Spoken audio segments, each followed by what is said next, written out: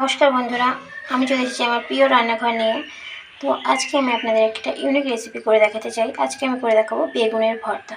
তো বেগুনের ভর্তা কীভাবে বানাতে হয় আসুন দেখে নিই আমরা।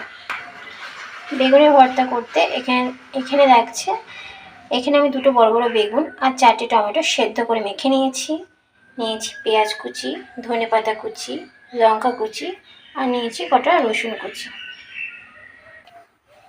তো এখানে আমরা কড়া গরম করে নিচ্ছি। কড়া গরম হয়ে গেলে এতে আমরা সর্ষের তেল দিয়ে দেবো। আমি পোড়ানোটা সর্ষের তেলেই করবো।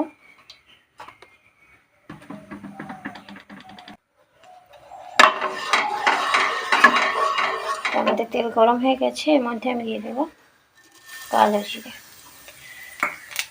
কালো জিরে ফোড়ন দিলে এর ফ্লেভারটাই অন্যরকম লাগে। দিয়ে দিচ্ছি রসুন কুচি,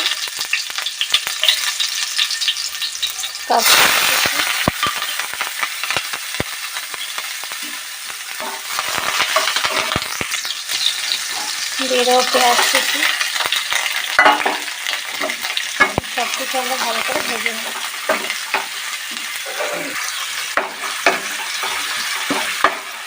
তো এগুলো আমরা ভালো করে ভেজে নেব।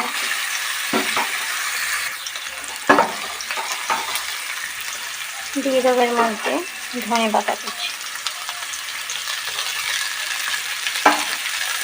ধনেপাতা কুচি একটু বেশিই দেবো।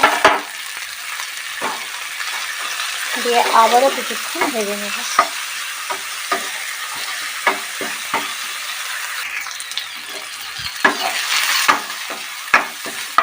দিয়ে দেবো এর মধ্যে আমি স্বাদ মতো লবণ,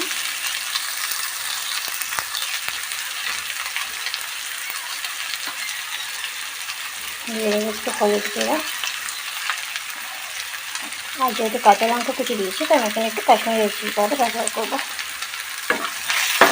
দিয়ে ভালো করে আবার নেড়ে চেড়ে নিই। এর মধ্যে আমি বেগুন আর টমেটো সেদ্ধ করে যে মেখে রেখেছিলাম সেই পেস্টটা দিয়ে দিচ্ছি।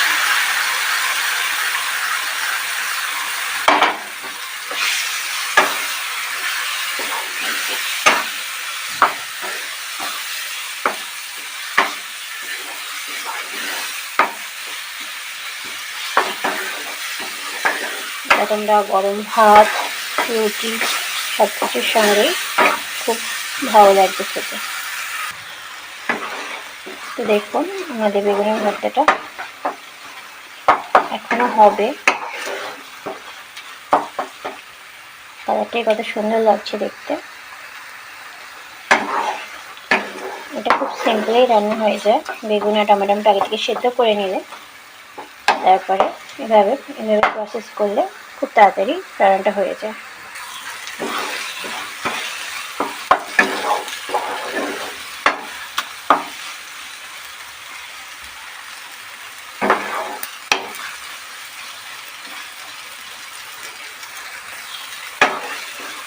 তো দেখুন আমাদের বেগুনের ভর্তা একদম রেডি।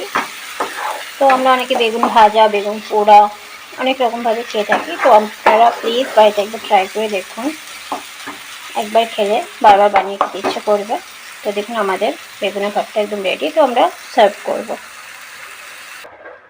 তো দেখুন আমাদের বেগুনের ভর্তা সার্ভ হয়ে গেছে। তো আমার এই রেসিপিটি যদি আপনাদের ভালো লেগে থাকে তো প্লিজ লাইক, কমেন্ট, শেয়ার করবেন।